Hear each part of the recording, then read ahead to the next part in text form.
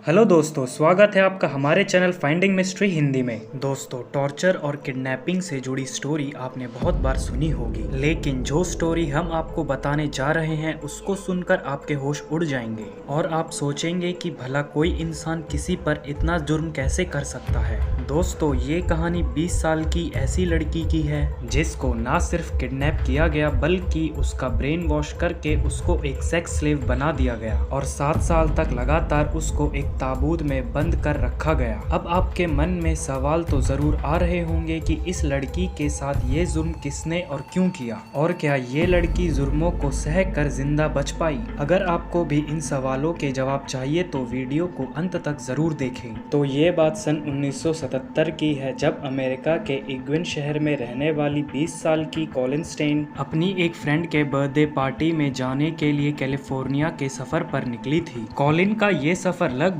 500 kilometre लंबा था। उसने सोचा कि वो लिफ्ट लेकर वहां तक पहुंच सकती है। दोस्तों, ट्रैवल की दुनिया में इस तरह लिफ्ट लेकर सफर करने को हाइजकिंग कहा जाता है और कॉलिन ऐसा बहुत बार कर चुकी थी। हालांकि उसको इस बात का कोई अंदाजा नहीं था कि उसका ये सफर एक हादसे में बदल सकता है। ये 19 मई का एक सुहावना दिन था और कॉलिन थोड़ी थोड़ी दूर के लिए 2 बार लिफ्ट ले चुकी थी। वो बड़े आराम से बिना किसी चिंता के एक के बाद एक लिफ्ट लेते हुए आगे बढ़ रही थी। 2 लोगों से लिफ्ट लेने के बाद वो सड़क के किनारे किसी वाहन के आने का इंतजार कर रही थी। कुछ देर इंतजार करने के बाद एक नीले रंग की वैन वहां से गुजर रही थी। ठीक तभी कॉलिन ने तुरंत लिफ्ट लेने का इशारा किया, जिसके बाद वो वैन कॉलिन के पास आकर रुक गई। उसने देखा वैन को नॉर्मल से दिखने वाला एक नौजवान लड़का चला रहा था। इस व्यक्ति को देखकर कोई भी ये अंदाजा नहीं लगा सकता था कि इस भोली शक्ल के पीछे कितना बड़ा हैवान छिपा होगा। कॉलिन को भी इसका कोई अंदाजा नहीं हुआ और वो बिना किसी डर के उस वैन में बैठ गई। आपस में थोड़ी देर बात करने के बाद पता चला कि उस लड़के का नाम कैमरन हुकर और उसकी पत्नी का नाम जेंसी हुकर था। उस समय कैमरन की उम्र 23 साल और उसकी पत्नी जेंसी की उम्र 19 साल थी। साथ ही उन दोनों ने लव मैरिज की थी और वो दोनों कैलिफोर्निया में रहते थे। असल में कैमरन एक साइकोपैथ था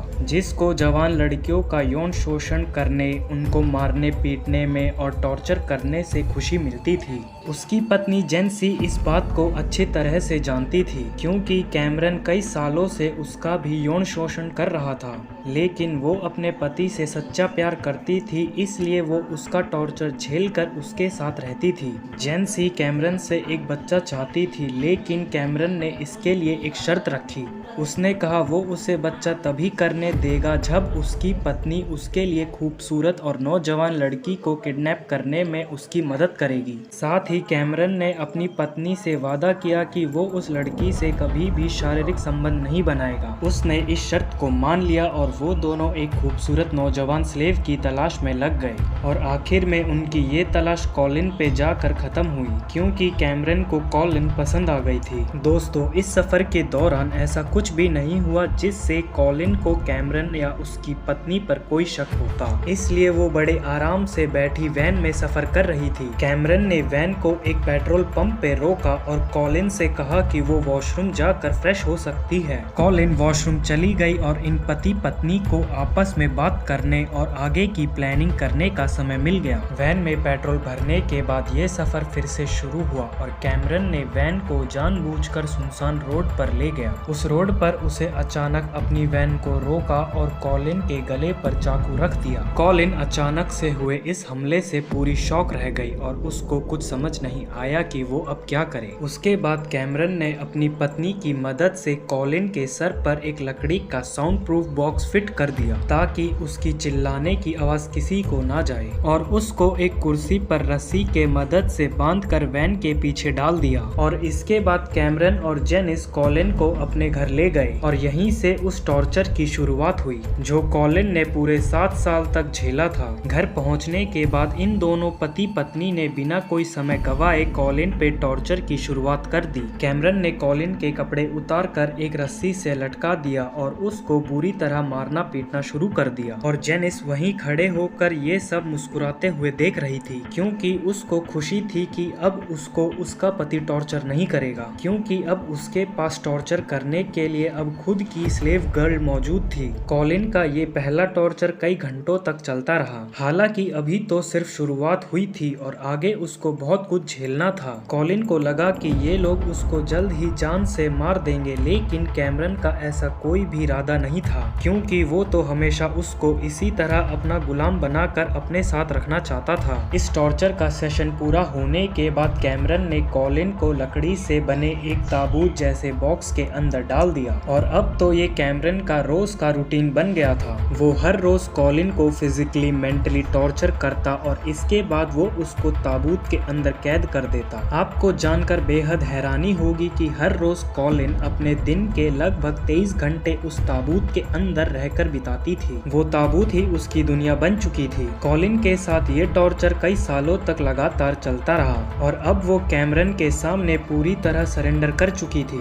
शुरुआत में कैमरन उसके मुंह को बांध कर रखता था ताकि उसकी आवाज बाहर पड़ोसी तक ना पहुंचे, लेकिन अब कॉलिन के दिल और मन में कैमरन की ऐसी दस्तक बैठ गई थी कि वो अपने मुंह खुले रखने पर भी एक आ तक की आवाज नहीं निकालती थी। दोस्तों, वो मानसिक रूप से पूरी तरह टूट चुकी थी और कैमरन यही चाहता था, क्योंकि ऐसा होने पर ही वो उसको अपनी स्लेव गर्ल बना सकता था। एक तरफ कॉलिन ये सब टॉर्चर झेल रही थी और दूसरी तरफ उसके माता पिता उसकी तलाश करते करते थक चुके थे। उन्हें तो ये भी पता नहीं था कि उनकी बेटी जिंदा भी है या नहीं। उसके बाद जब कॉलिन मानसिक रूप से पूरी तरह टूट गई, तब कैमरन ने अपनी दूसरी चाल चली। वो कॉलिन के पास एक कॉन्ट्रैक्ट लेकर आया जिसमें लिखा था कि कॉलिन अपनी आगे की पूरी जिंदगी कैमरन की सेक्स स्लेव बनकर रहेगी, साथ ही उसका अपने ऊपर कोई अधिकार नहीं होगा और वो सिर्फ वही करेगी जो कैमरन उसको करने को कहेगा। कैमरन ने कॉलिन से जबरदस्ती वो कॉन्ट्रैक्ट साइन करवा लिया और साथ ही उसने उसको ये भी बताया कि ये कॉन्ट्रैक्ट द स्लेव कंपनी नाम की एक एजेंसी जारी करती है और अगर कोई व्यक्ति इस कॉन्ट्रैक्ट को तोड़ता है तो एजेंसी के लोग उसके पूरे परिवार को मार देते हैं। इस तरह की बातें करके उसने कॉलिन को ये यकीन दिला दिया कि वो कानूनी तौर पर उसकी स्लेव बन चुकी है